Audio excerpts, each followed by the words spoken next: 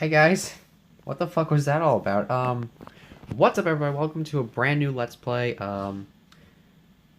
called 999. 9 hours, 9 persons, 9 doors. It was... I guess we gotta start. Start from the beginning of the game. Wait, what save data? I'm just gonna put this right here. Or I could just, like, move that. I can move it. This game is in fiction. Wait, do I have to switch? I think it'd be better if I switch. This game is fiction. All names, characters, and incidents portrayed in this production are fictitious. Yeah, like, who would believe that this is actually real? I need to put myself in the light, or this isn't working. Can you guys see my face better? You can only see half my face. It's retarded. Why is there a 9 on the, What,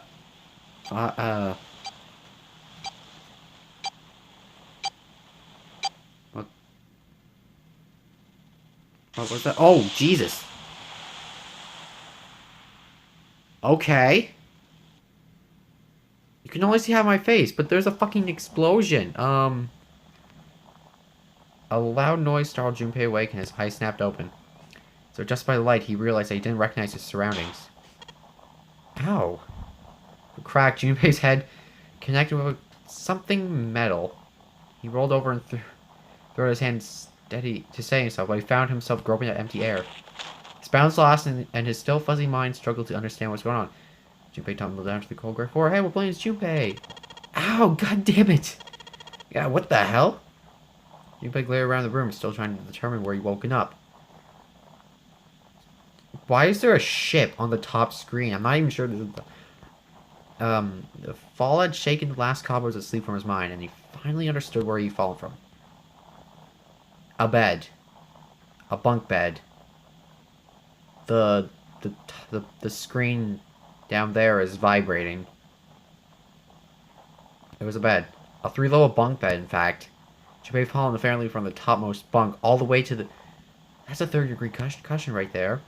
His shoulder hurt, his knee hurt, his hip hurt, his entire body hurt. You could feel a bump form on his forehead where he slammed against the low ceiling. Ow! I wonder if that bump was the reason he felt his vision wavering a bit. That seemed unlikely. First, he thought the tremor that ran through his legs was just another effect of his rude awakening. As he looked around, he realized it was real. The whole room was shaking. I knew it was shaking. Was it an earthquake, he wondered? Why? I still don't understand why a ship blew up and there was a ship right... Are we in the ship? Didn't seem likely. Shaking far too quickly for an earthquake. Then again, Junpei had no idea what it was. Not an earthquake. He tried to tell himself it was important. Junpei rubbed the growing bump on his head and gingerly climbed to his feet. His balance regained. He finally took his first good look around the room. Ooh, there's a wood stove. Okay. He muttered to himself, where am I?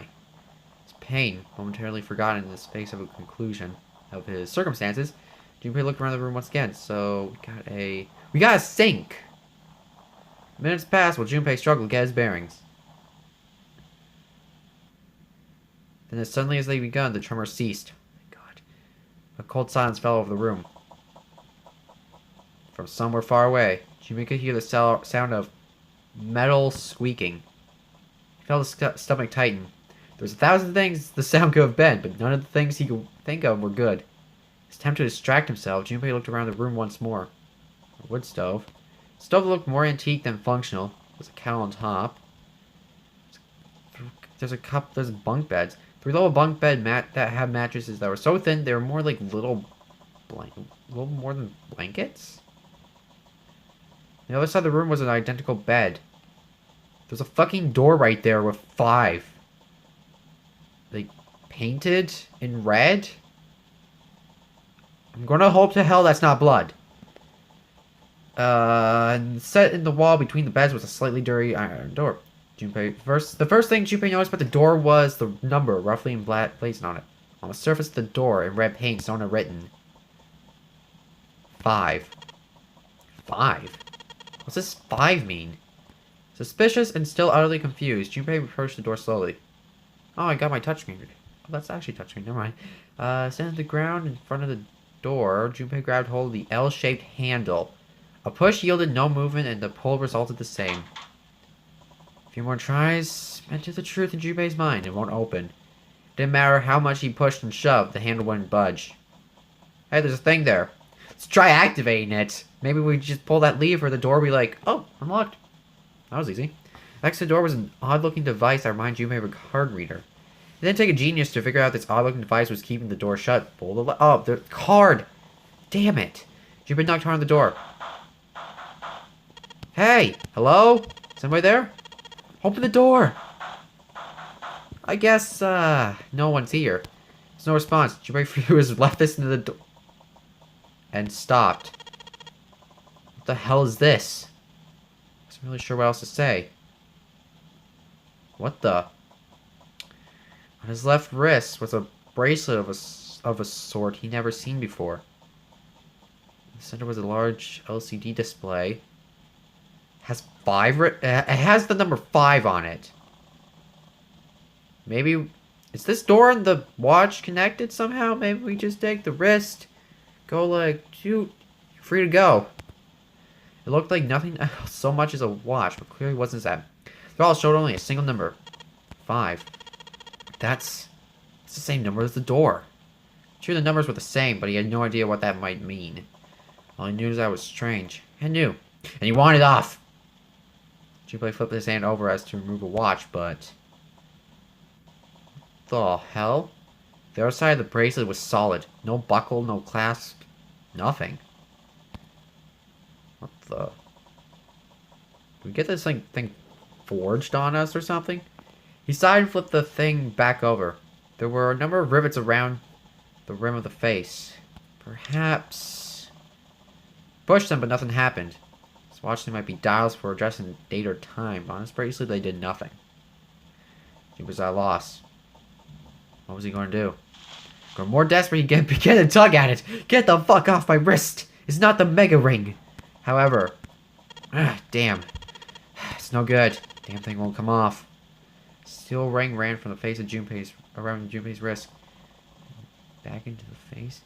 He won't be wait. A steel ring ran from the face around Junpei's wrist and back. Wait, what? He won't be pulling the bracelet off anytime in the future. What the hell's the deal with this thing? Frustration and desperation began to mix as the reality of the situation began to dawn fully on Junpei. So much was happening, and now it made sense. Junpei felt as though he was about to explode. Where am I? Why the hell am I here? Why? Why? What the hell happened to me? Oh. It was at that moment that he realized he fucked up. What the hell was that little flashback down there? It's at that moment he noticed the window. Oh, that window. The window was round, rimmed, riveted like brass, like a window from early 20th century ship. What? Am I in a ship? Are we in this ship? I mean, I kind of thought so, but Jesus Christ. Didn't it blow up? Junpei walked slowly to the window. He could see nothing beyond it but thick, impenetrable darkness. He was going to try to see something, anything. It was at that moment. It cracked. What the? You gotta be kidding me. What the hell's going on here?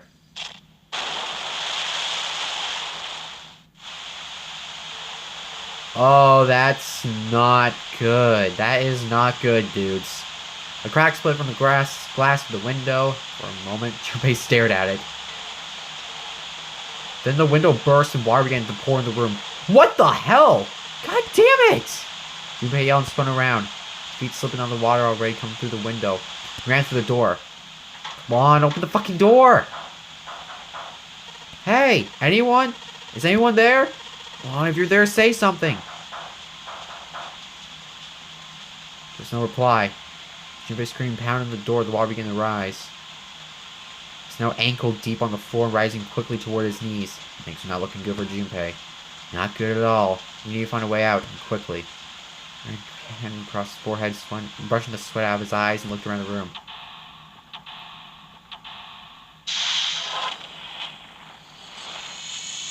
Seek a way out. Easier said than done. Operations during an escape. During an escape, you can move to different parts of the room by touching the bottom screen. Bottom screen's right there. I'm not sure how we're going to do this on the phone. Emulator. Since many areas require very exact selection, we recommend you use a stylus. During escape, you can touch the background or search anywhere in the room. Is this game about escaping? Oh god, I suck ass at puzzles. Okay, I got this. Areas you can investigate will be highlighted yellow the moment you touch them. Depending on the nature of the location you touch, you might find an item or a hint. You can search by touching place on the bottom screen. How to move. Touch the triangle button on the touch screen. Doing so will change the view angle of the room. Moving to a different location. You can do the same thing by pressing left, right, and down on the control pad. Bird's eye view. If you want to know where you are, touch the X on the camera icon on the bottom screen. This will show you where you are and what direction you're facing. Saving during escape. Yay! Save and then look up Google. Wait, I gotta do some edits. I'm sorry for that little cut. Dad killed me. Pressing start will allow you to save. If you want to quit, we recommend pressing start. Purpose of the escape. Get the fuck out of there. That's literally the only thing I can come up with without the game even telling me what a purpose of an escape is. I seriously need this light in my face. I might have to change position when I'm making these videos. So, I don't even know much about this game. I just heard a little bit about it. It's a game I never played before, so I'm just like, what the fuck? I'm going for it, man. This game's, just like looking at this game, it seems like nothing I ever played before. So we're playing blind, face cam. Why not? Hour long, maybe? I don't fucking know. How you do that depends on the room. You need to search all throughout the room to discover what you need to do to get the fuck out. Search for hints and items that may lead to the way out. Okay. Okay. No dice, it's locked tight.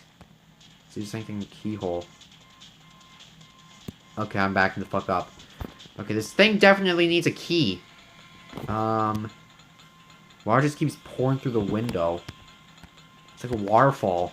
I don't think shoving something into the window is going to stop the water. In other words, if I don't want to die, I need to find a way out of this room. I have to figure this out. It's a pipe. Ooh, I know. I'll crawl into the pipe and find a... Wow. Even in a time like this, you gotta find some way to, like, make a joke or something. Man, this sucks. A bulletin board. Looks like someone put a note on it. About items. Oh, items. During escape, investigating certain parts of the room will allow you to obtain items. Once you've obtained an item, you'll be able to go through the item screen. Touching L item on the top left will take you to the item. On the item screen, you'll be able to investigate, hold, and combine items that you found. If you want to investigate an item you found, touch the icon for that item in the item screen. And then touch search. R? What the frick is this? The note's got... I'm just gonna... I think this might be a good idea to write some of this stuff down. So we got... four triangles. 2 are red, 1 is shaded in. 2 is blue, but 1 is shaded. Investigate with an item. Touching an item while screen selected item. While an item is selected, touching L will back you to the room. Oh, sorry, my thumb. Right there. Hello, thumb. This is Mr. Thumb. If you look down at the bottom left corner of the bottom screen, you should see that icon. It shows that you are holding the item. I like holding things. That sounds so weird. If you hold an item while investigating the room, you may trigger a reaction. Okay, investigate, blah, blah, blah, blah. It's 15 minutes and we didn't even get into the meat of this game. We got a picture frame. No picture frame. There's a picture of a ship in it. The screws keeping the back on. I doubt we can combine this with what we got here, a bulletin board. There's nothing on it. Doesn't seem like there's anything hidden in the sink. This is the only drain in the room. There's nothing on top of the shelf. There's a towel next to the sink. This is a mill bunk. How do I get the fuck out? Oh, I just... okay, I just pressed that. Well, let's see if there's anything in here, huh? Looks like there is. It's a fucking blue key. A key. There's a little blue key in the bottom of this pond. Odd. Okay, we got a key. This door to the stove. Opens easy enough. Sure wish the door to get out of here was easy to open. Well, that solves the mystery whether or not the stove has been used before. It looks red. Oh, we got a screwdriver! Wait a second. I said there was... This shit, man, come on. Time to do some crafting like you do in Dead Rising. Whoa! That is interesting. This has a code written on it. Combining items. If you take 2 items you found and combine them, then we turn to something else. I just lost a screwdriver because it broke because it's a pussy. Or it might have been faulty. 2 items can be combined, you'll receive a new item. We just did this. Do I have to read this? What's in here? There's a red suitcase. It's just like the blue briefcase. If there's a lock in this one too, and it's not opening.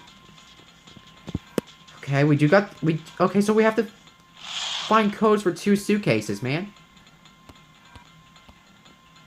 I can keep looking till the cows come home and all of them finds a pill. Damn it. Is there anything else I can use? Here we are, the middle bunk. There's nothing useful here. Huh.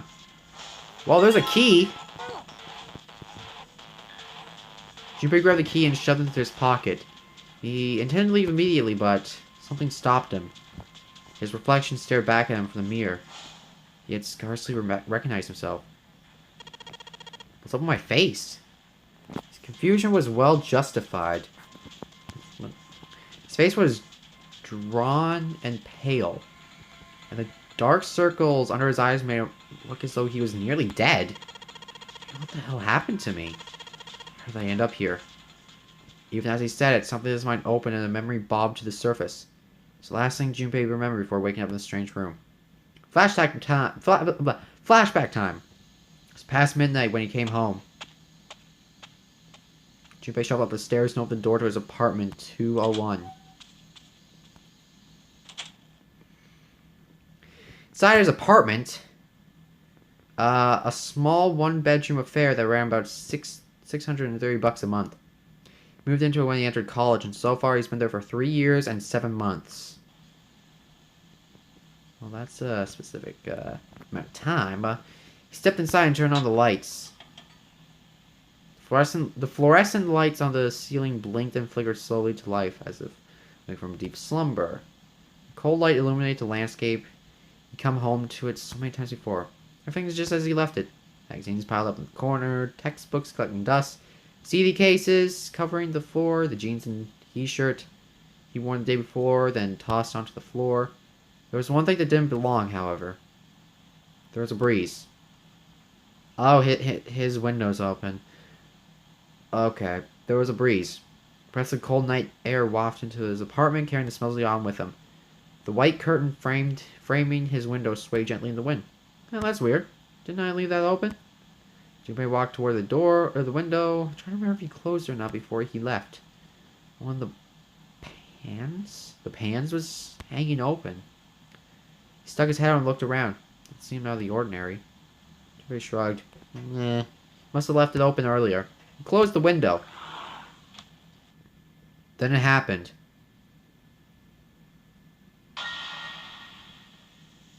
Hello there? We got a fucking murderer right here. Junpei turned around and found himself face to face mask with a man dressed in all black. See, this is why. This is why you gotta carry weapons. Just whip out the bats. And you just slap him in the face. Okay, this guy actually looks a bit creepy. The man wore a deep hood, bulky gas mask, entirely hidden. Try to scream but all he could manage was a strangled croak.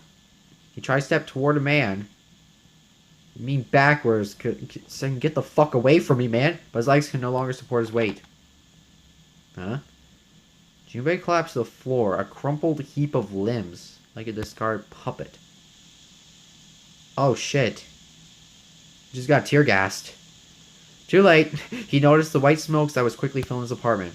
A small object shaped distressing like a grenade sounded the floor in front of his face, hissing. White smoke poured out like of an incredible rate.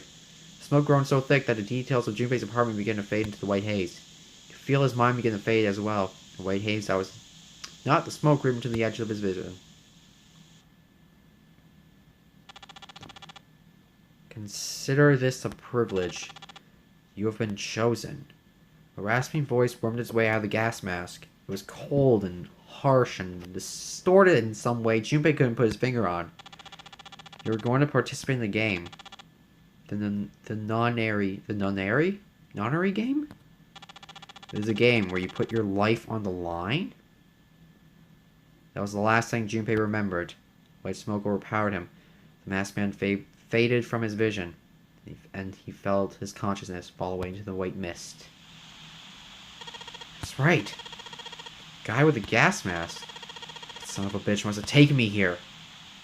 As to who the man was, or might have been, Junpei had no idea. Indeed, he wasn't even sure that his assailant might have been a man. Voice went cold and mechanical-like, passed through a voice changer, and the body had been covered in a thick cloak. Who was the man in the mask? You have been chosen. Junpei remembered that much, but what do I mean? It was beyond him. Junpei had no idea where he was or why he was there. No, that there was only one thing from his memory that seemed important. You're going to participate in a game. Nonary game. It's a game where you will put your life on the line? Nonary game, huh? What the hell is a Nonary game? Damn it! He yelled. Junpei drove his fist to the mirror. Is that the best idea? Okay. So we got a red and a blue key.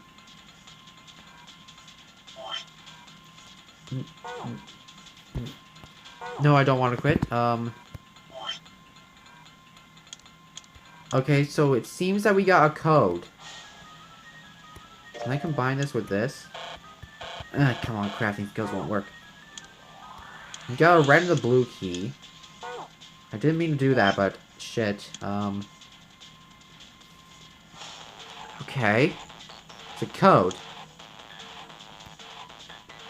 Code like this.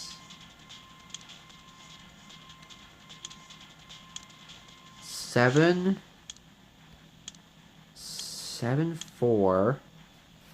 I'm gonna write this down. I think this might be important. Okay, so we got 7, 4. Okay. Why did I do this? Okay, we got another one. 6. Is it a 6? 6. 6, 3?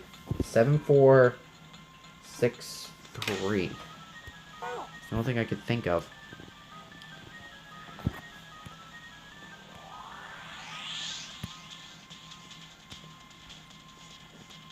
Okay.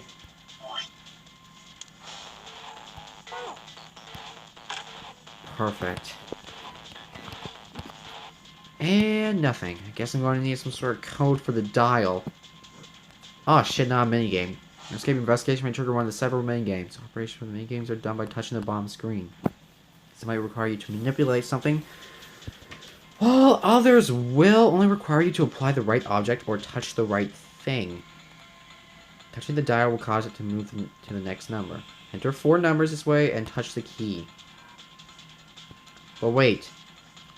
What if this isn't the right code? If the numbers are correct, it will unlock. What if this isn't the right code, though? Let me give it a shot. 7, 4, 6, 3. Okay, that's the wrong code, then. Damn it. Open, you stupid thing. I think it's going to open by whacking on the wall a couple times. I don't know. I'm down to give it a try. I could just tear down those fucking pipes and pry it open. Might make me feel better. Not going to help, though.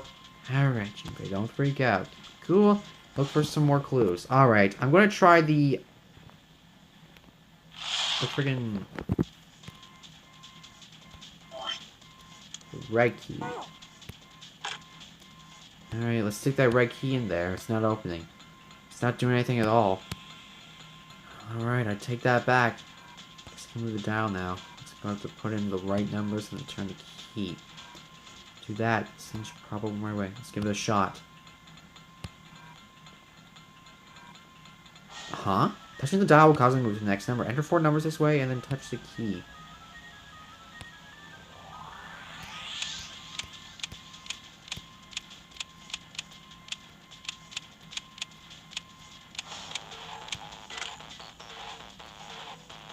Okay, this is retarded. I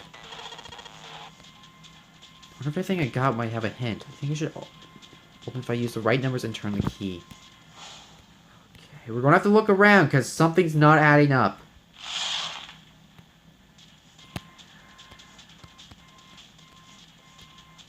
I can't see the bottom of the ladder.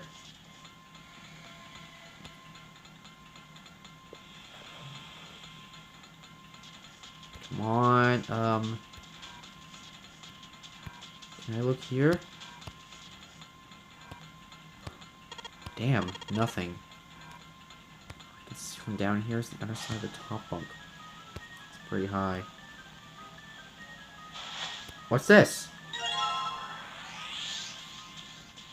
Huh? We got a different code. Wait, what if I combine both of these?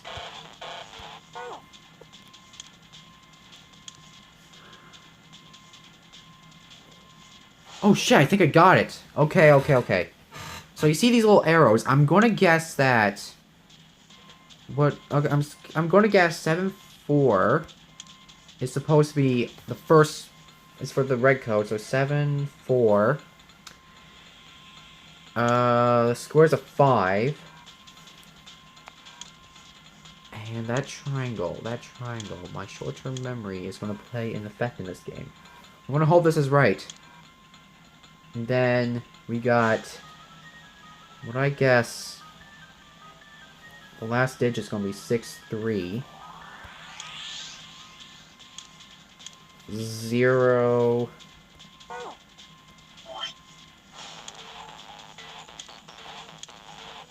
0-2. I'm not even sure if this is right. Maybe this.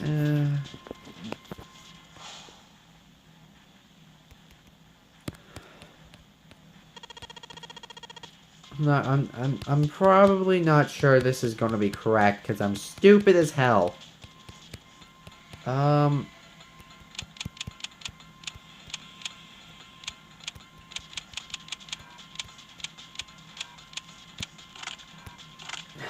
Damn it! Let me look at my items again. What if it's 8574?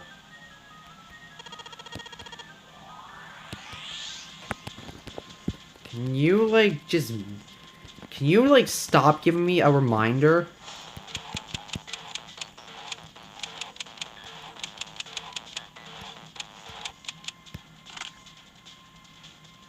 Oh. It's supposed to be... You got anything blue? No red and blue symbols. Maybe the blue symbols are some kind of hint. Oh, yeah, there's some written on the back of the photo that ship isn't there. Okay, I'm getting more hints. Let's go back to my items. Oh, wait, what the hell am I doing? What I got written there is the red. I'm supposed to be doing the blue. It's supposed to be the blue. Gonna see how... You wanna see my IQ in this Let's Play, then.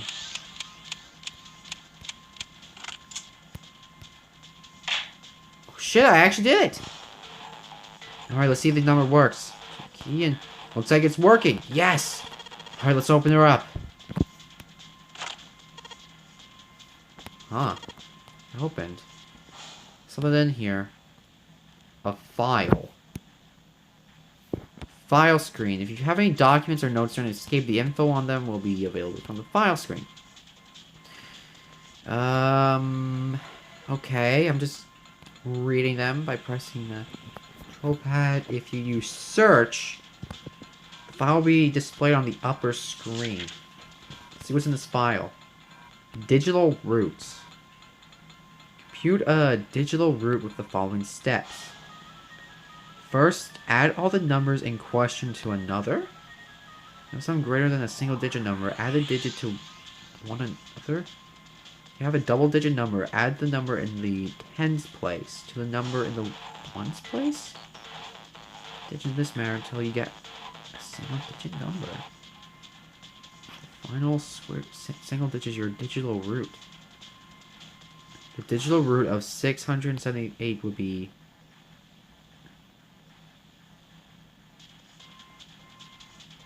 I think I should just stop playing this game and just call it quits. 6 plus 7 plus 8 is 21. 2... I think I understand how he's getting the numbers. Let's see. 6 plus 7 plus 8 is 21. Then you take 21. 2 plus 1 is 3. From digital root is 3. 2, 3, 4 will be 10. So it's 1. I see. So I just keep adding numbers until I get a single digit number. Something on the back of this thing. A notebook, a pen, a calculator, and a stack of key cards.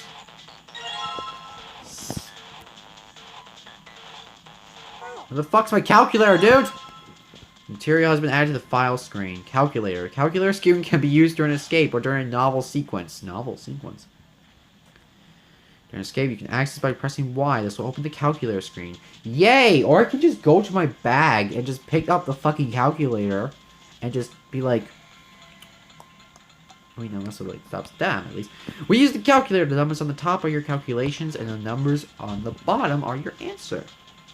Calculator can also calculate a digital root, which will be important with the progression of the story. Okay, so we have this file screen. I accidentally pressed...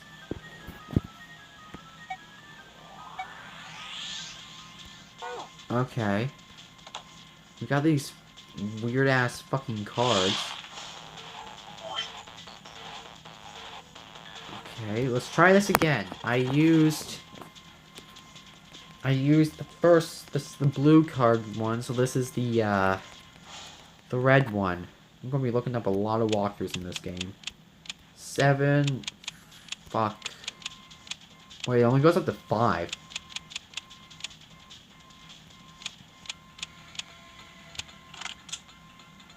Oh, thank God. Unlocked it. It's opening. A red key card. It's look like key cards. There's a number on each one. 2, 3. This one has probably 4, 5, 6.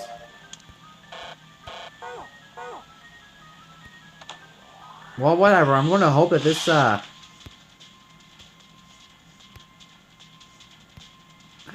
cards with numbers on them. Pretty sure this is where I'm supposed to go. Use them. Alright. Random guess.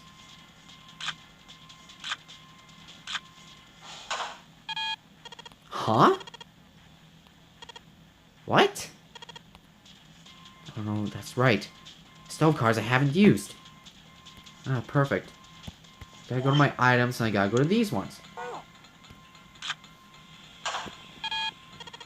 What? Cards in here. Got another hint. Of course, the files. Oh shit, a digital root. A digital root. The digital root, huh? What's to do with? There's a 5 on the door. Do I have to find the digit root of 5? Do I have to get a digit root of... Okay, we thought the same thing.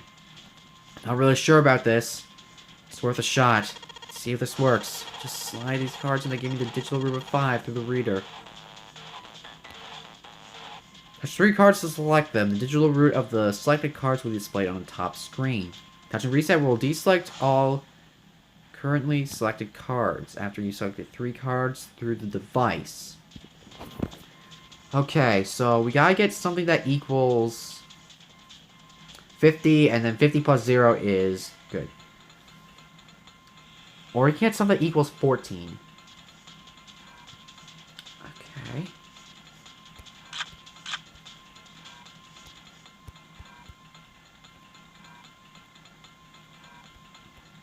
Hello?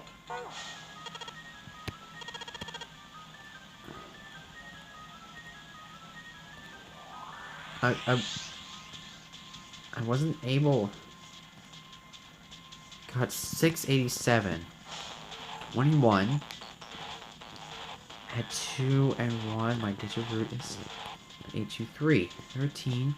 I add 1 and 3. My digit root is 4. So which numbers do I need to make a digital root of 5?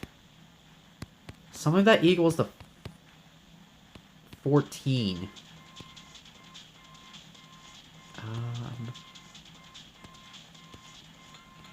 Okay. I suck with basic math.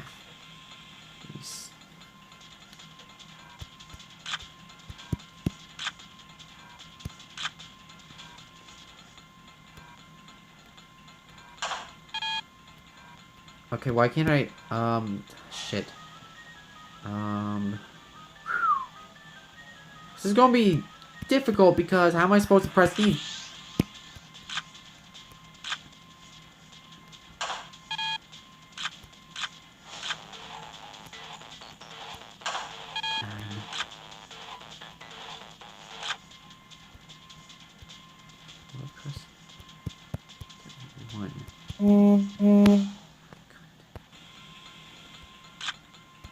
Okay, I just disabled my controller. No. No.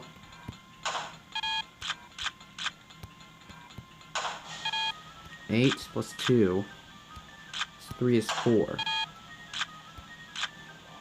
Shit! Reset. No, wait. 8 plus 3 plus 2. Nope. 6, 8. 6, 7 plus... Fuck yes. Alright, I think this is gonna work. There we go. There's a new note. Huh? It's just unlocked? Well, the light was red, now it's blue. No doubt about it. There's nothing keeping me in here now. Time to get the fuck out of here.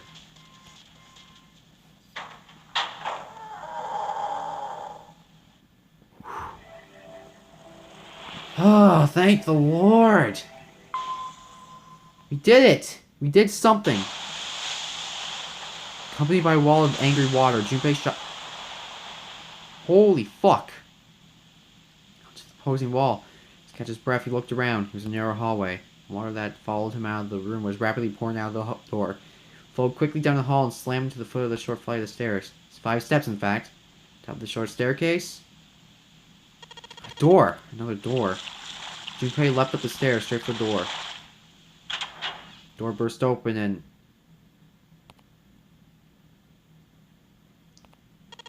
What the hell? I could do a stair. Polished floor? Please, don't tell me this game has jump scares. Oh my god, I was actually kind of worried about this. I was just like, don't be a jump scare, don't be a jump scare. I hate jump scares. Because I would... If I see a jump scare, my phone is just going to drop. And you're just going to see the fucking floor. For like 5 minutes while I'm just like... Fuck my life, man. A polished floor stretched out before him. Ornate staircases rising up from the edges. Stairs and pillars were solid wood and Art Nouveau embellishments and decorations covered the walls and pillars. Looked like nothing so much as an entrance to a luxurious mansion from the early 1900s. Jimmy couldn't help but wonder. Is he really in a ship? Mark quickly filling up the hallway behind him suggests that yes, he was. As he looked, a fresh wave rolled out of the room he'd been in, gathering speed as a... Yeah, that's what I thought. It's totally a... Wait, what the hell? A wave? Shit, I gotta get out of here. Junpei spun around, his wet shoes creaking in protest on the polished floor, and ran toward him in the tremendous staircase in front of him. C deck. B deck. His ran grabs quickly at the plates mounted on the walls. The remaining decks on the ship. He took the stairs 2 at a time. Not entirely sure where he'd find himself. He wondered where in fact the stairs did lead. Oh shit. Junpei saw another person. More than another person? There's like 4 fucking other people here. He stopped short, nearly tripping over the next stair. Look, it wasn't just one person, you see. You see fucking 4 people, man. Make it 3 more. So that's 8 people. All told, there were 7 of them, including yourself, which is 8. Looks like they've been on their way down the stairs. They stopped short when they saw Junpei, their eyes wide. Done the same, of course. They stood there staring at one another. Junpei didn't move. 1 foot placed awkwardly on the next step in the middle of a stride. Who are these people? One definitely needs to put some clothes on. Their interaction lasts only a matter of seconds. The woman spoke to Junpei in time to get him to move again. I guess there's another one of us now. Put some clothes on, man! You're freaking revealing shit, man! The woman was dressed. Junpei thought rather like a dancer. Her clothes covered very little of her precious jewelry a little more. Hey you, come on. Hurry. With no further ceremony, she ran straight past Junpei and toward the doors behind him. The sudden proximity of a woman with such striking assets left Junpei momentarily stunned. And something came under his... but the others wasted no time and quickly followed the strange woman. First past Junpei was a young man with silver hair. Threw a quick glance at Junpei's direction as he ran, muttering, one of us, huh? Following him was an older man, his face calm without fear. Soft wrinkles sprouted from his eyes, and came close enough as he passed Junpei to see a wisp of gray in his hair. His composure and shock of hair struck Junpei as a rather an elderly one. Lion! Going up won't do you any good. There are 2 doors, but neither of them will open. Next to speak was a girl with pink hair and a high voice. Come on! Aren't you... Oh my god. Aren't you coming? You gotta hurry. Her small hand was wrapped around the wrist of another man. Her eyes were closed, almost as though he was sleeping. He was graceful, almost serene. He was dressed rather elegantly for someone his age. Something about his posture seemed very refined. Junpei could not feel him. He was noble and dignified! Yay, a noble! He's certainly never seen one, but this man seemed like what Junpei always imagined a prince would be. That's 9 of us? That's 9 of us, then. All the cards are in hand. What does all the cards are in hand mean, he wondered. Junpei opened his mouth to ask him what the other man had meant, but the girl with pink hair rushed past him. They were gone. He turned just in time to see 2 more people running towards him. One of them had hair like a bird's nest, and looked as though a stiff breeze might topple him. And the other was a veritable mountain of a man. The scrawny one said nothing and scuttled past Junpei as though he were running from something. Hey, what the hell are you standing around for? You just hear him? The doors on A deck are no good. You gotta check the doors on B deck. Got it? Now go! Before he had a chance to respond, the man laid a massive hand on Junpei's shoulder. No more effort than Junpei would have used to brush aside a fly. The man shoved him out of the way. Whoa! Thrown balanced by a man in recent events, took Junpei a few steps to get his bearings. He finally regained his balance and looked up. The other 7 had been running. There's fucking more doors. I need to get a drink of water. Why the hell are there 2? There's like a number 4. There's a... Oh my god, don't do this to me. Looked quite sturdy and each had handles. Showing from them. Across the first surface of each door in red paint was a number. 4. Number 4. The door on the left had a 5. They're the same. The guy Junpei decided called Silver was mumbling to himself. And woke up with had a number on the door just like that. You too, eh? Arch eyebrow of the line looked over at Silver. My cell was the same. Now I'm upon the door. I opened it and ran down the hallway outside and found myself in a rather grand room. Full of stairs. As I suspect. To the rest of you? As I expected to the rest of you. As though the floodgates have been opened. I'll begin to talk at once. Me too, I did too. Yeah, the door with a number on it? Soon came clear that each one of them had woken in a room. Locked door, solved puzzle to escape. They all ended up in the same room. Also, they've been guided there. Yes, we all saw the same thing. It's not important, we need to hurry. You think I'll know that lady? For the dancer turned to finish, Silver was already running. Grab hold of the door labeled 5 and pulled. I think I have, however... Fuck! They say fuck in this game! Fuck, it's not opening! This damn thing won't even budge. Move! You're in the way. Madam grabbed Silver's shoulder and fucking tossed him aside. Like, literally, just like took him up and just like went... Get the fuck out of my way. His path cleared, he took a few steps back, and threw us at the door. Once...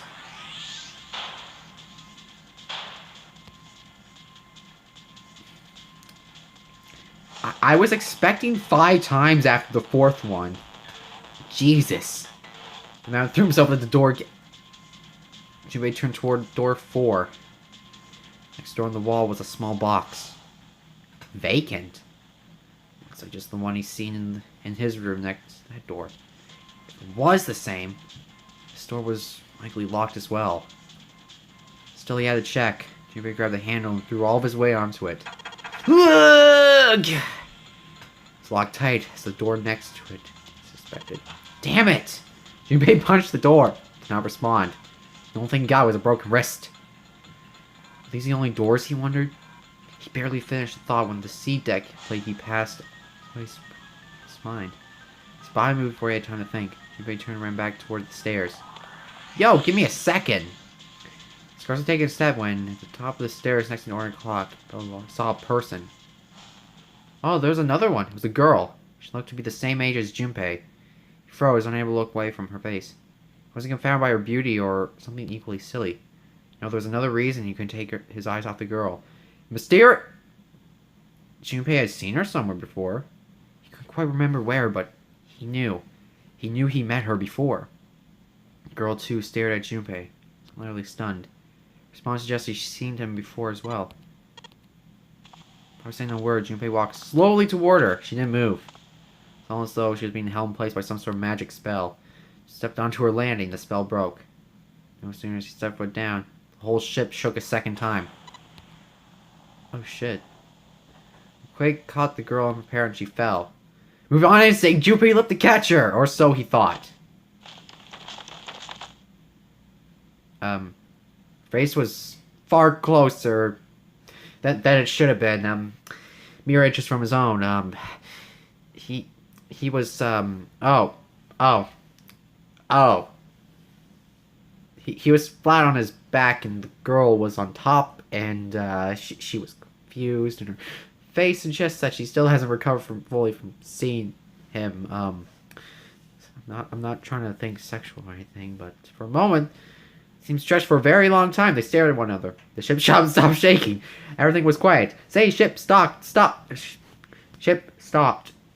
10 times fast, and you'll be stumbled like me. Water could be heard from the bottom of the ship, lapping faintly at walls and ceilings. Eventually they faded as well. Silence was a thick, muffling blanket. Last girl opened her mouth. My gosh, is that you, Jumpy? Yukari? Hello? Jumpy? Is it Jumpy or Jumpy? Words echoed through Junpei's head. Suddenly he's remembered to turn. Akane? Why does he realize that before? The girl was Akane Kirashiki. She and Junpei have been friends since childhood. They gone to elementary school together for 6 years. Yay, we know something in this game! Someone, in this friggin' hellhole. But what was she doing on the ship? Her soft eyes were only inches away from his own. He could feel the warmth of her face. Feelings he thought long forgotten began to work their way to the surface. Junpei grabbed her face. Their lips met. And then they just started fucking right then and there. He could feel his face heating up. That moment. A speaker crackled to life and a... Welcome aboard. I welcome you all from the bottom of my heart to my vessel. God damn you! You don't mean what you say. What bottom of what heart? You piece of... That voice of invasion, the spell between Junpei and Akane was broken. I'm not even sure that's the right way to pronounce it. It's broken. All hints of romance. It's to be forgotten. Oh damn! They were thinking about sexual. They hurriedly untangled themselves from one another and struggled to their feet. Some companions heard the voice as well. Many of their faces had gone pale. Looked around, frantically desperate to locate the source of the voice. Last, they found it. A speaker sat in the ceiling. I am Zero, the captain of this ship. I'm also the person who invited you here. The motherfucker in the black mask. I'm gonna hope that there's a final boss battle where we just, like, fuck him up. Please tell me we get... We're gonna... Fuck you, man. He fucking tear gassed me, and we're in the fucking ship. The voice was harsh, obscured, occasionally by the crackle static. Junpei recognized it. How could he have forgotten it? It was the same voice he heard from the man in the gas mask. Hey, asshole! What the hell is this? Come on out here. I want to get a look at you, and I want to fuck you up. What do you mean to do to us? I mean to have you participate in the game. Some of you, I know, are familiar with this game. The Nonary game. It's a game where you put your life on the line. Nonary game? What the hell's that? Voice continued, implacable. The rules of the Nonary game can be found upon your persons? They are simple rules. Read them. Nonary game? Wait, hold the phone! She has one of those bracelets! Does that mean we all have one of those things? Hey, there's some in my pocket. Check this out. Silver reached in his pocket and pulled out a small slip of paper. The rest of them reached into their own pockets and pulled out similar slips of paper. All I see it is hidden, forbidden. Junpei followed suit and dug into the pocket of his pants. He felt the telltale crumbled paper, slightly damp from his earlier ordeal. I got one too! It would seem Zero has seen fit to grace the seat with a letter. Would you mind terribly reading to us, young man? Why him? God damn. Some question had been delivered to Junpei, who, after a short moment of surprise, did as he had been asked. On the ship, you'll find a handful of doors emblazoned with numbers. You'll call them the numbered doors. The doors in front of you are a pair of the same. The key to opening these numbered doors are the numbered bracelets that each of you possess. I knew it. I knew the bracelets and the doors had something in common. Should you total the numbers on your numbered bracelets and find that the digital root of the number is equal to the number of that door, the door will open. One of those who have opened the door may pass through. There are, however, limits. Only 3 to 5 people can pass through one numbered door. All those who enter must leave, and all who enter must contribute. Bracelet. Junpei figured it meant to be the bulky thing on his wrist. He glanced around. Looked like everybody else had one too. They'd come to much the same conclusion. The purpose of the game is simple. Leave the ship alive. It is hidden, but an exit can be found. Seek a way out. Seek a door that carries a number 9. Okay. Who's number 9? I'm gonna guess we're gonna have to keep him alive. For as long as we can. Junpei had reached the end of the letter. There was a long moment of silence, and the speaker carried life once more. There is one last thing I must tell you. As you have no doubt surmised, the ship has already begun to sink. On April 14th, 1912, the famous ocean liner... Damn! Goddamn the Titanic! I haven't watched the movie, but... Ugh, the Titanic. After remaining afloat for 2 hours and 40 minutes, it sank beneath the waters of the North Atlantic. I will give you more time. 9 hours. That's time you'll be given to make your escape. Oh shit! We already got down 1 hour. Oh, I gotta beat this I gotta complete this game in like 9 episodes. I mean, like, if there actually is a time limit, then I'm pretty much fucked, man. The voice finished and the speaker went silent. The sound of a bell tolling echoed through the hall. It came from the dance hall adjacent to the stairwell. It took those assembled on the stairs mere moments to trace the sound to an antique clock and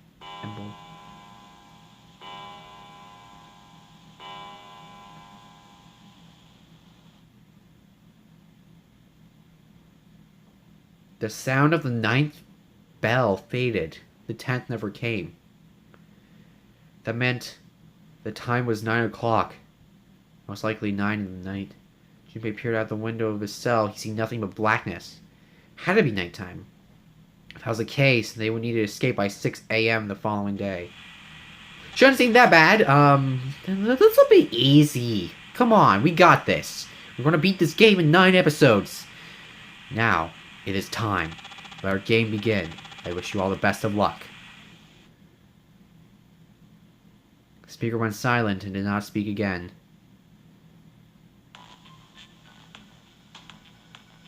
Silver yelled at the speaker with language coarse enough to embarrass a sailor, but the rest of Junpei's companions were silent, deep in thought. Junpei, too, was consumed by his thoughts. This great ordeal that he didn't understand. Who was Zero? What was the Nonary game? Why had he been chosen to make them part of it? Was he a criminal who took delight in playing with his victims? Or did they have some other purpose? Why had Junpei been chosen as part of this insane game? Why had any of them been chosen? One question foremost on his mind. Okay. They hadn't seen one another since elementary school. Why has she appeared now? Coincidence? I think not. No, it seemed impossible. There had to be a reason. He didn't know what it might be, but there had to be a reason. Very well. Lion's voice seemed oddly loud in silence. Standing around here won't do us any good. Best we get moving, don't you think? Get moving?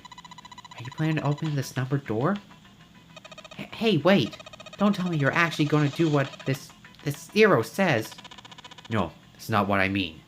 Lion shook his head mildly annoyed. I'm saying let's find another way. After all, we haven't really examined this place yet. All we really need is a couple axes and chainsaws. Fucking grind the place down and then just swim up. Find shelter. Find shore. Make a campfire. Huddle around it. Go to sleep. Wake up. Look for food. And possibly a way out of the island. But it's way better than like fucking going to drown in this goddamn place. Wait, what?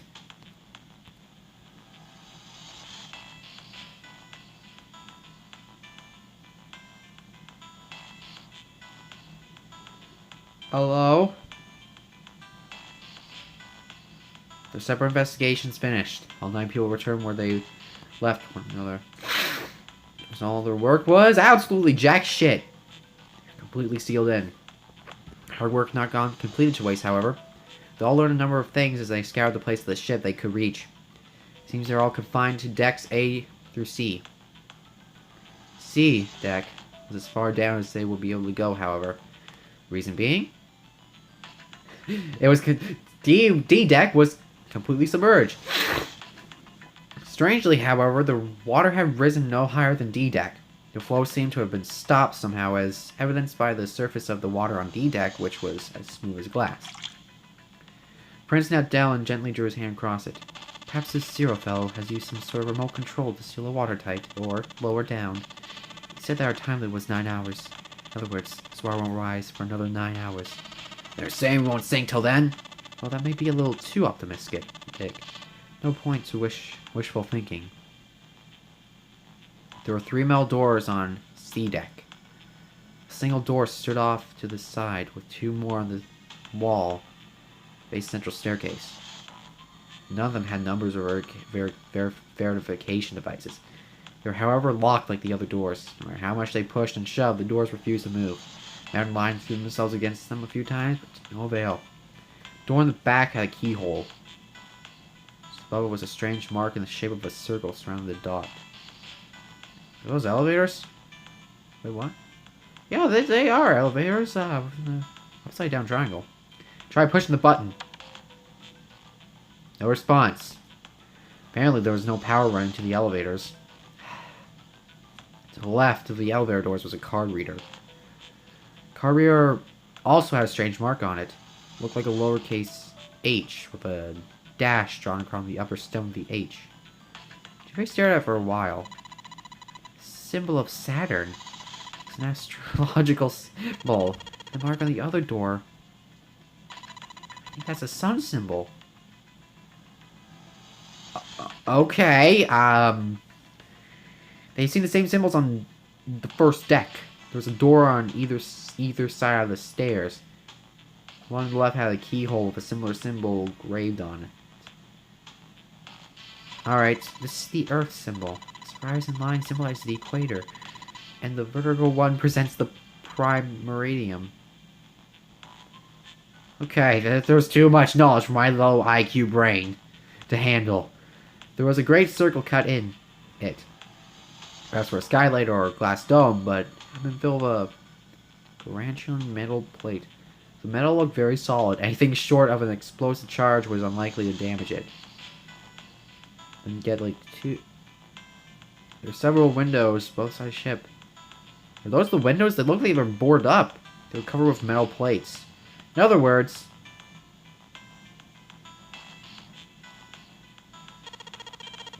we're trapped. All the exits go nowhere. Junpei was not happy. Really? I'm having the fucking time of my life down here. Like, there's nothing better than being trapped out here in the middle of nowhere. Girl with pink hair spoke up. I'm sure they go somewhere. We just can't open them yet. Mountain spoke. You don't know that. For all we know, they just open into walls or take us in circles. Person not agree. No, I'm sure they go somewhere. Otherwise, what's the point? What point would there be? And we can open them. Well, 2 of them at least. You mean the numbered doors? All eyes turned towards the doors with numbers on them. The atmosphere in the room grew tense. Hey, wait a minute. I think I said this earlier, but I don't think we should do that. Dancer moved in front of the doors to block him. We have to be crazy to open these doors. If we do that, we're doing exactly what Zero wants us to do. Suddenly, everybody began to speak at once. I agree. I don't. That's a terrible idea. We should keep going. We should stay here. We don't have any other way to open any of these doors. We should just wait. Someone's bound to come find us. 7. We don't have time for that. In 8.5 hours, the ship is going to sink. The clamor of voices made it next to impossible to determine who was saying what. The arguments grew more and more intense, though people were shouting and screaming at one another. And I'm just here. Junpei remained silent. Thank God. Last couldn't take it anymore. Hey! Shut the fuck up! Yeah, I did something. Junpei did something. They fell silent and Junpei. They'll each stare burned into him, but he refused to flinch. Before we try to decide where we're going to do, something else we gotta do. What's that? We need to exchange information. We don't know anything about each other. I want to know who you guys are. Who are you? Where you came from? Why you ended up here? Don't tell me you aren't curious too. They were silent. Some of them looked the other way, bit their lip, crossed their arms, stared at the ceiling. One of them spoke up. Sake. I agree. I think Junpei is right. Junpei? Oh, I'm sorry. I'm talking about him. Just call him Junpei. His name is Junpei. She pointed towards Junpei. We're childhood friends. We went to the same elementary school. Wait, stop! Don't tell us stuff we didn't ask you about. He was probably watching us right now. What are you gonna do if he's listening? Would that be bad? Hell yeah, it would! We don't know how much that bastard knows about us. Maybe he just picked a bunch of random people and kidnapped. If that is the case, it'd be dangerous for us to let him know too much. If Zero knows who we are, he'd go after our families. Maybe he'd tell him he had to get us do stuff, you know? But we still need to know what our names are. It's gonna be hard to talk to each other if we don't have names. Alright. Why don't we have kill names? What? Okay, I'm gonna call you Mountain for the rest of the game then. To him, apparently, it seemed like the obvious solution. Code names? Yeah, we should pick something. Like, I'll be 7. 7? Why are you 7? It seemed a fair question. I predicted his number. Mountain struck out his left arm. It's fucking 7, man. Because bracelet number says 7. Oh, I get it. That's a good idea. Is everyone here just going to be called their fucking number? Alright, I'm going to be...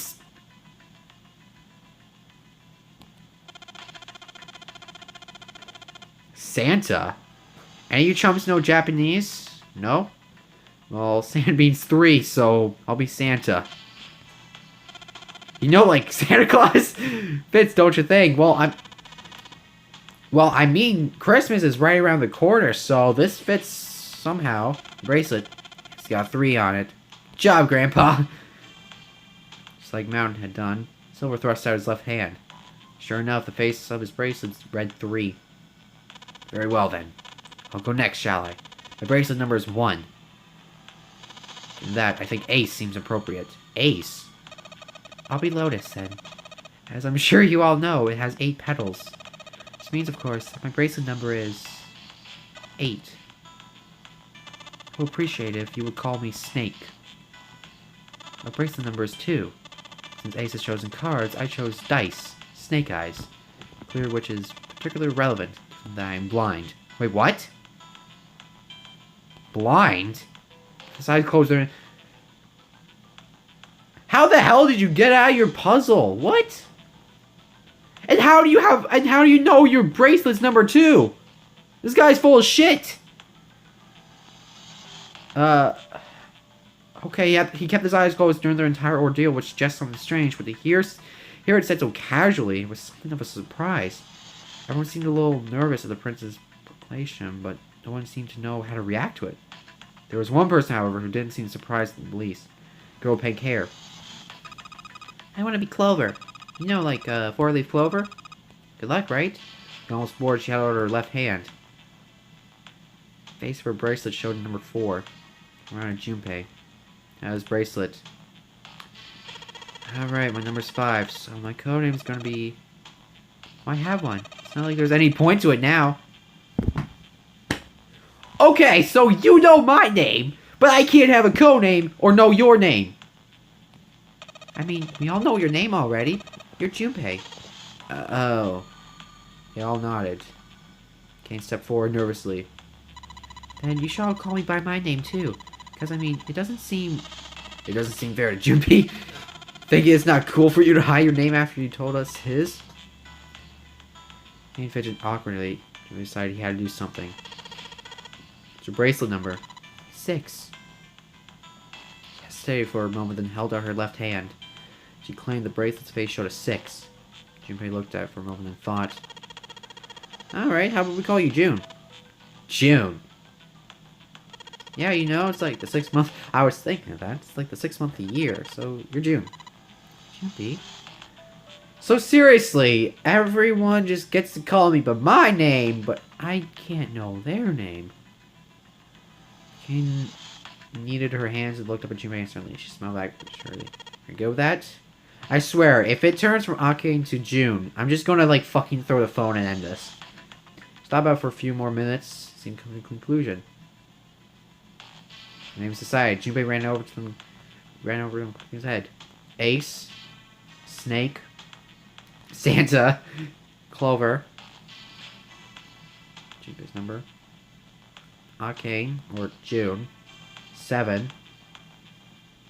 Lotus. That meant 8 of them, including Junpei, have received their bracelet numbers. So there's still one person left. Oh yeah, that dude. I forgot about you, man. He was the man dude. He hadn't said anything since they met on the stairs, and he didn't look like the sort of person who was inclined to conversation.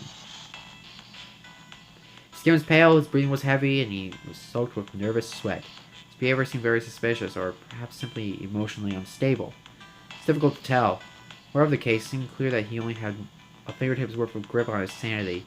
Girl pink-haired Clover walked up to him slowly. Her hand on her hips and eyed him suspiciously, like, number are you? He didn't answer. His bloodshot eyes twitched from person to person, and breath came in hot pants. Hey, I'm talking to you. And licked his dry lips with shaking tongue and swinging voice like old paper. Isn't it obvious? There are 9 people here. And you know who numbers 1 through 8 are. The only one left. So you're 9? Yes. Then he should be,